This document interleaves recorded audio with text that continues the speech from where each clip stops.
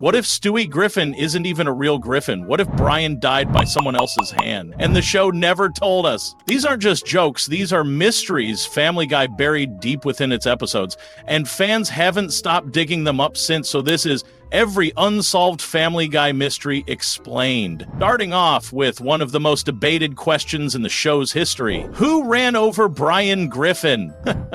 This mystery dates all the way back to Season 12's Life of Brian, where, after playing a game of street hockey with Stewie, Brian is suddenly and tragically hit by a speeding car. The scene was brief, but its impact sent shockwaves through the fanbase. Within hours of the episode airing, speculation flooded online forums, with many pointing fingers at various characters who had long-standing issues with Brian. I'm trying to establish a friendship with you. All I've done is try to be nice to you, and you still don't like me. How can you not like me? One of the earliest and most popular theories identified Glenn Quagmire as the likely culprit. Throughout the series, Quagmire has made it painfully clear that he despises Brian. Their history is filled with verbal insults, heated arguments, and even physical violence. Does Jillian know you're half Polish, Mr. Quagglecheck? You son of a bitch!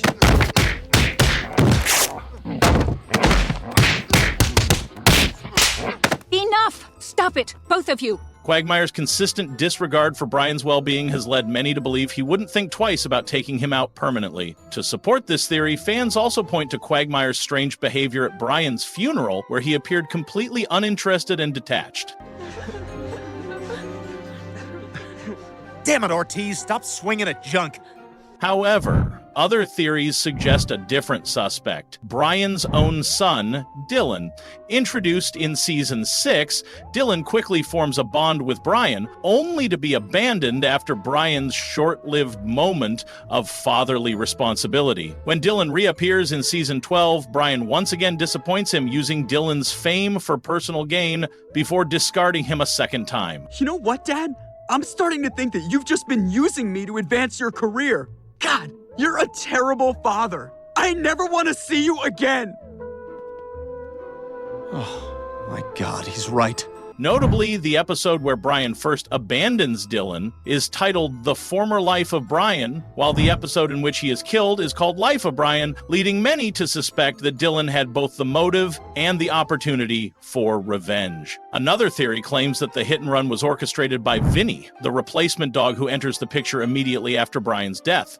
Some fans believe Vinny could have been planted in the Griffin household with the intention of replacing Brian all along. Given Vinny's murky past and alleged mob ties, it isn't entirely out of the question. Some versions of this theory even suggest that Quagmire hired Vinny to carry out the hit. You know, there was a guy on my old block, Johnny Chick Stuff. We called him that because he used to like to, Do chick stuff? do chick stuff. Exactly. Anyway, a bunch of us got together and beat him with a grill lid and windshield wipers. And let's just say, he don't do chick stuff no more. 'Cause of the beatings? Yeah, he wasn't exactly like us, so we had to almost kill him. Additional suspects include alternate versions of Stewie, Peter Griffin himself, or even Ernie the Giant Chicken. Each of these characters has, in some form or another, been linked to violent behavior or revenge-driven motives. In fact, Peter references the car that killed Brian in a later episode, despite it taking place in an alternate timeline, which only adds more confusion to the mix. And then there's the strangest theory of all, that Brian somehow orchestrated his own death by traveling back in time to eliminate a version of himself. While this idea is far-fetched, it isn't completely out of line for a show that frequently uses time travel as a plot device. Despite all these theories, this show has never officially revealed the identity of the driver, and perhaps that's intentional. The ambiguity allows the question to remain alive in the fan base, continuing to spark discussion and debate over a decade later. Brian, can you hear me? Holy crap, what the hell happened? That guy sucked. Next up is who can actually understand Stewie Griffin. Hey, Dad, that's a cool whip.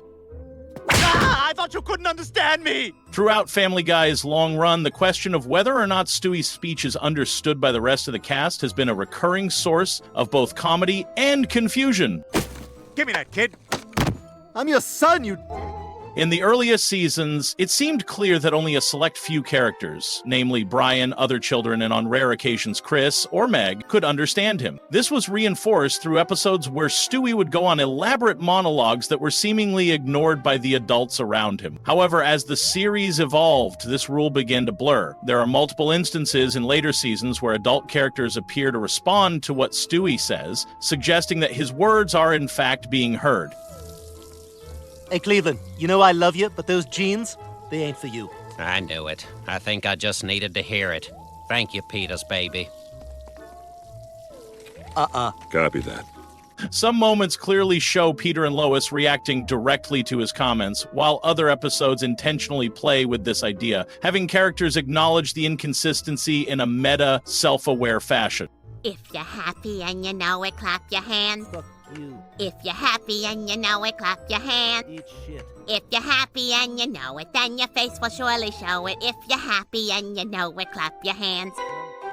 Adding to the confusion are several guest characters, teachers, doctors, and even romantic interests, who show no signs of being surprised that Stewie is capable of complex, adult-level speech. In these episodes, his dialogue is treated as completely normal, further muddying the already unclear logic behind who can hear him and who cannot. Don't look at me while I start. It's hard.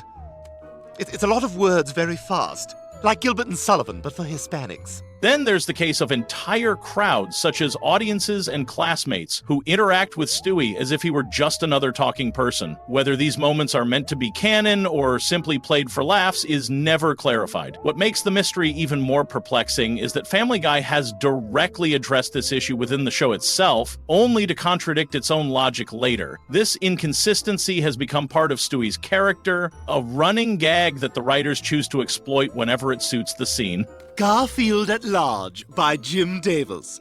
Now, as you can see in this panel, Garfield doesn't care for normal. But like him or not, normal is here to stay. Or is he? Let's read on. Moving on to our next Family Guy mystery, is Stewie actually gay?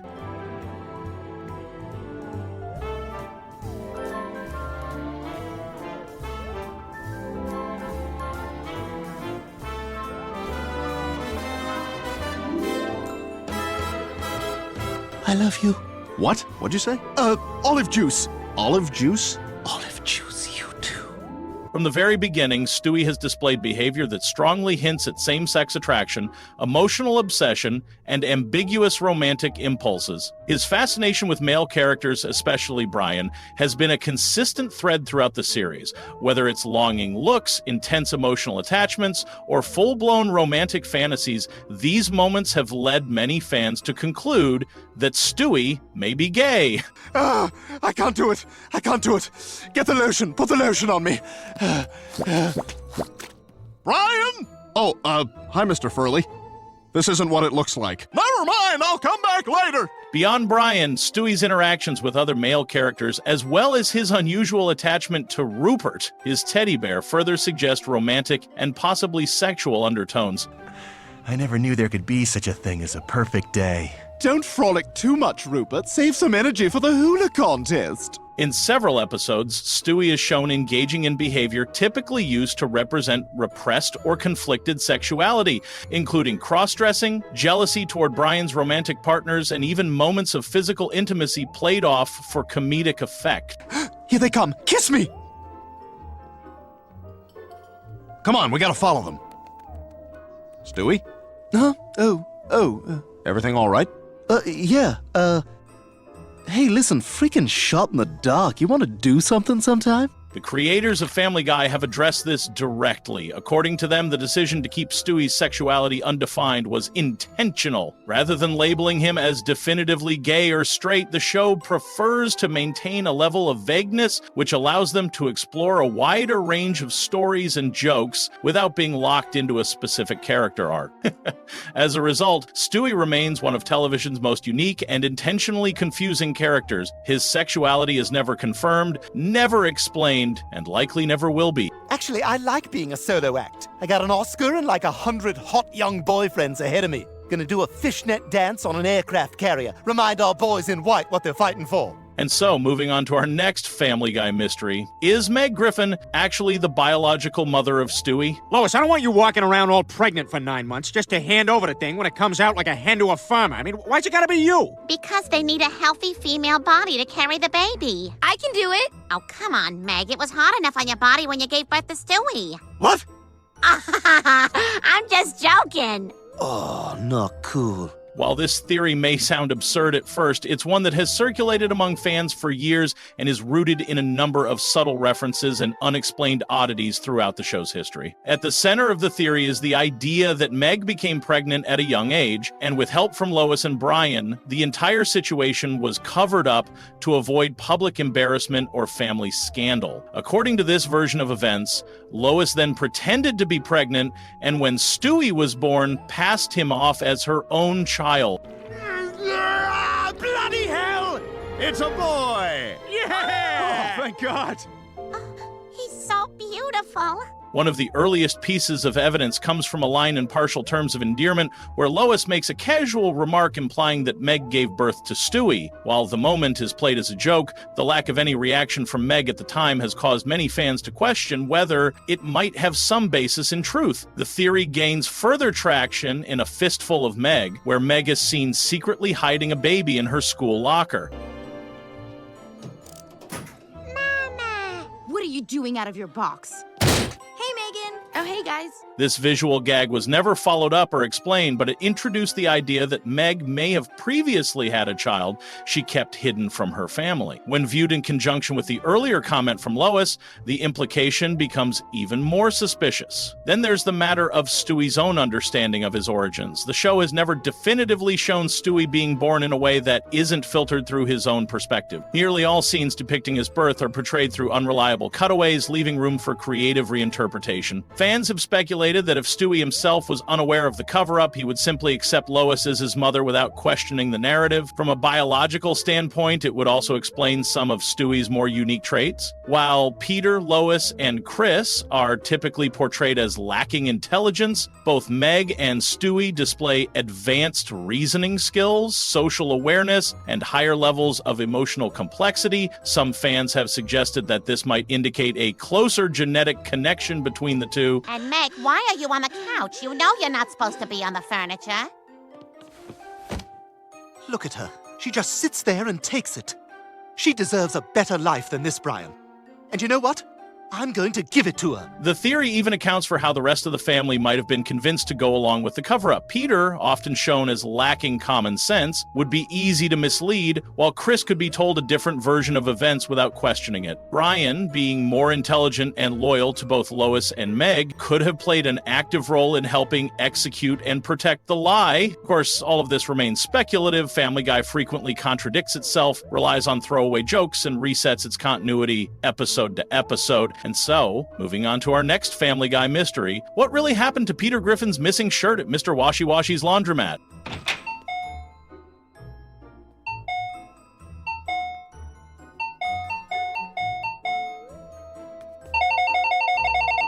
You stop make bing bong. Every bing bong 2 cents. This mystery begins in the episode Teagues for Two, where Peter believes that Mr. Washy Washy, the strict owner of a local dry cleaner, has stolen one of his favorite shirts. The situation quickly escalates from a minor customer service complaint into a full-blown rivalry, with Peter eventually being banned from the store altogether. Hey, I think you forgot my shirt.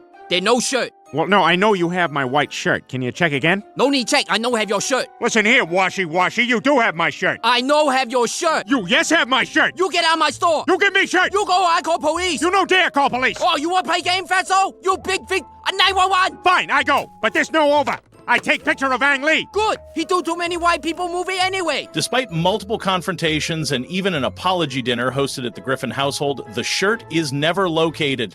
Tensions reach their peak when Peter breaks into Mr. Washy's home in search of the garment, only to find a similar white shirt that ultimately turns out not to be his. The sequence devolves into a full-on parody of a video game-style street fight, leaving viewers with more questions than answers. The show never explicitly confirms whether Mr. Washy Washy actually stole the shirt, or if Peter simply lost it and projected blame onto the wrong person. However, fan theories have attempted to fill in the gaps. Some believe the shirt may have been accidentally given to another customer due to a simple tagging error, a plausible explanation given the hectic nature of dry cleaning businesses. Others speculate that the shirt might have been damaged and quietly discarded, with Mr. Washi choosing not to admit fault to avoid confrontation. A more humorous theory suggests that Mr. Washi, in an act of quiet revenge or personal bias, may have deliberately kept the shirt out of spite, possibly viewing Peter as an aggravating or disrespectful customer. While there is no direct evidence of this in the show,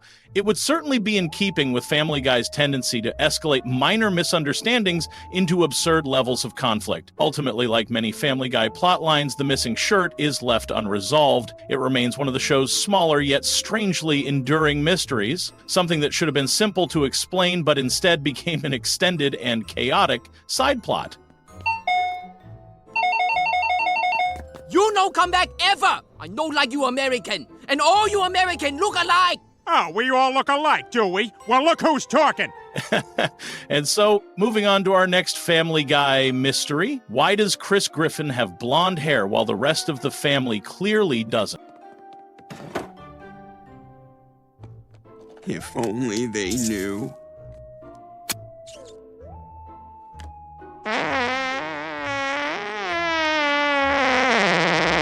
That's my boy! At first glance, this may seem like a minor detail, but for longtime fans of the show, Chris's blonde hair has stood out for years as an unexplained oddity. His mother, Lois, has red hair, while both Peter and Meg have brown. Even Stewie, who is shown in future episodes as an adult, appears to have brown hair. And yet Chris remains the only Griffin with bright blonde hair despite no obvious genetic link to support it. The origins of this design choice can be traced back to the show's early development. When Family Guy was first pitched, Lois was originally drawn as a blonde. During production, however, her character was changed to a redhead to better contrast with Peter. Despite this redesign, Chris's hair color was never updated, likely because the character was already finalized in early sketches. As a result, Chris retained the blonde hair, even though it no longer matched his parents. Hey, what's Dad doing over there with Chris? Oh, he's telling him that he's no longer his favorite son. No! No, Daddy! Daddy! Daddy!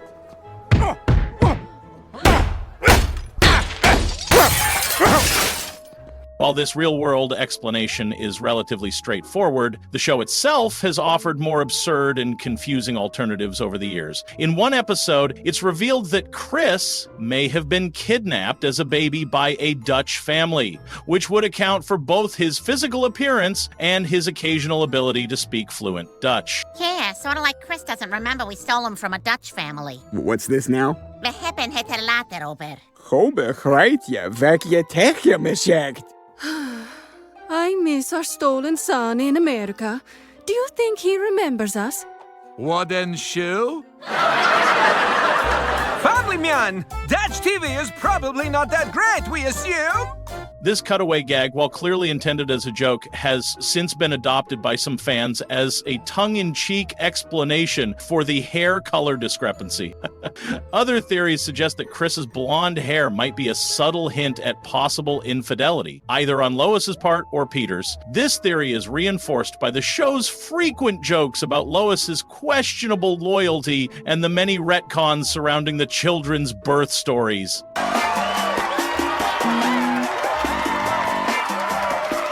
Oh, look at that. See, now I'm really starting to get suspicious. Somebody order a pizza? However, Family Guy has never seriously explored this angle, and the show's inconsistent approach to continuity makes it difficult to take any single theory at face value. Moving on to our next Family Guy mystery. Who is Meg Griffin's real father? Hell, if I was half the parent Brian is, I'd know that Chris's favorite ice cream is Chocolate chip. And Stewie's favorite bedtime story is Goodnight Moon. And Meg's real father's name is Stan Thompson. While most viewers assume that Peter Griffin is Meg's biological parent, the show has made numerous jokes, contradictions, and outright confusing references over the years that have caused fans to question this assumption. In fact, Family Guy has openly suggested on several occasions that Meg may not be Peter's biological daughter at all. The earliest hint comes from Season 1, where Peter expresses disappointment upon Meg's birth, already distancing himself emotionally from her character. Oh, I know just how you feel, Pumpkin. I've had my share of disappointments, too. It's a girl.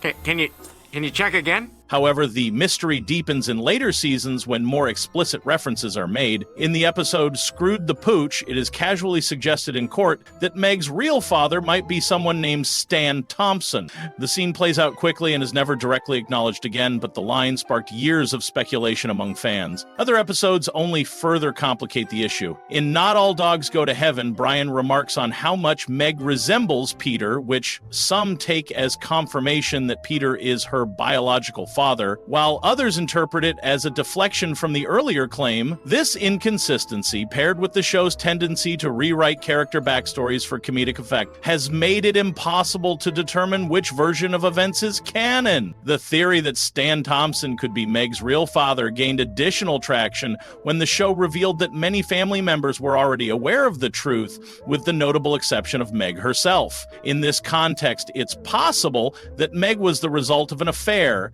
and the family decided to keep it hidden to avoid drama or scandal, particularly from Peter, who is not known for handling emotional news with maturity. Further retcons have only fueled speculation. Meg's birth certificate has been altered in various episodes, including one where Peter jokingly changes her name to Megatron. Other cutaway gags have shown Peter and Lois trying to abandon Meg at fire stations, questioning her origin even within the universe of the show. Oh, Stewie, how exciting. Your first visit to a real fire station. Yeah, you kids always loved your first trip to the fire station. You remember when we took Meg? And so, moving on to our next Family Guy mystery, why is Brian Griffin's son fully human? I'm actually glad you found me. There's someone I've wanted you to meet for a long time. From the look of those toenails, I bet it's that little Lamisil monster. Brian, this is Dylan. He's your son. Oh, no way! Jerry!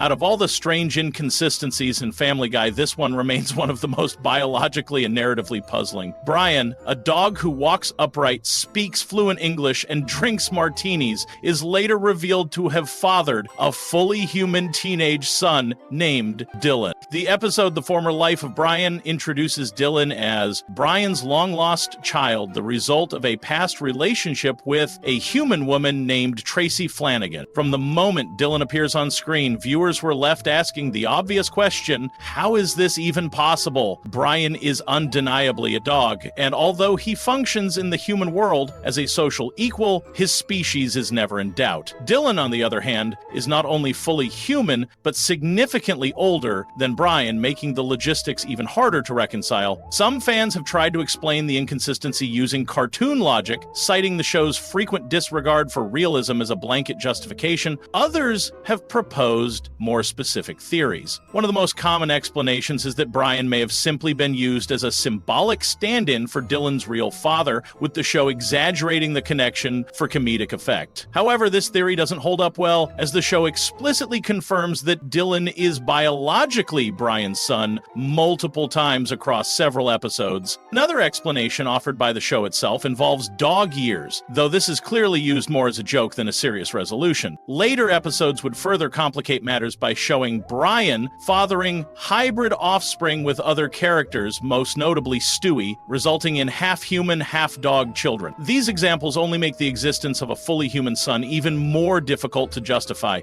Our most likely explanation is that the show's writers never intended for the biological question to be taken seriously. Much like other continuity errors throughout the series, this one appears to exist for narrative convenience rather than consistency.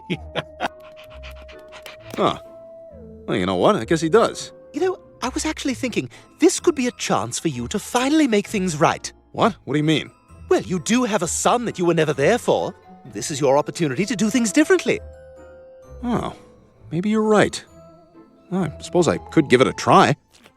And so, moving on to our final and perhaps most unsettling Family Guy mystery, did Brian Griffin accidentally kill the real Stewie in the episode The Hand That Rocks the Wheelchair? Oh, come on, not this thing, really? Brian, it's me, Stewie. Shoot him! No, Brian, you know me. Look at me! Shoot him! This particular mystery originates from a storyline in Season 9 where Stewie decides to clone himself. The result is the creation of Evil Stewie, a more aggressive and destructive version of the original. As the episode progresses, the two Stewies become nearly indistinguishable, and by the final act, a violent confrontation ensues. Brian, unable to determine which is the real Stewie and which is the clone, is forced to make a choice. Brian, it's me, Stewie! Shoot him! No, Brian, you know me! Look at me! Shoot him! All right, there's only one way to settle this.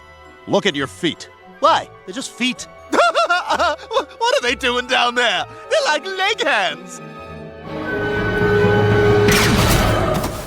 On the surface, the show makes it appear that Brian successfully eliminates the evil clone, but shortly after the scene ends, several visual and tonal clues suggest that something far more sinister may have occurred. The remaining Stewie walks away with a subtle but unsettling expression, and the episode ends with a direct homage to Thriller, casting doubt on whether the real Stewie survived at all.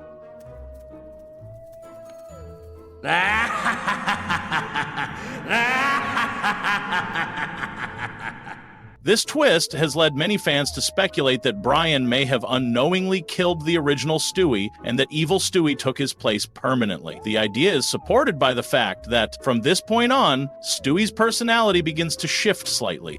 He becomes more erratic, more aggressive in his schemes, and less focused on world domination and more on personal grudges and chaotic behavior. While these changes could be attributed to character development, some viewers interpret them as signs that the evil clone is still at large. Some fans have theorized that the Thriller-style ending was simply a stylistic choice meant to parody horror tropes rather than hint at a serious narrative twist. Others believe it was a deliberate red herring designed to keep viewers questioning the truth. Either way, the lack of follow-up has allowed the theory to gain traction over the years, with many still believing that the current Stewie is not the same one introduced at the beginning of the series. Subscribe for more untold animation secrets and wild theories. You never know what we'll uncover next, because I'm Zach Sawyer, and I go where I'm needed.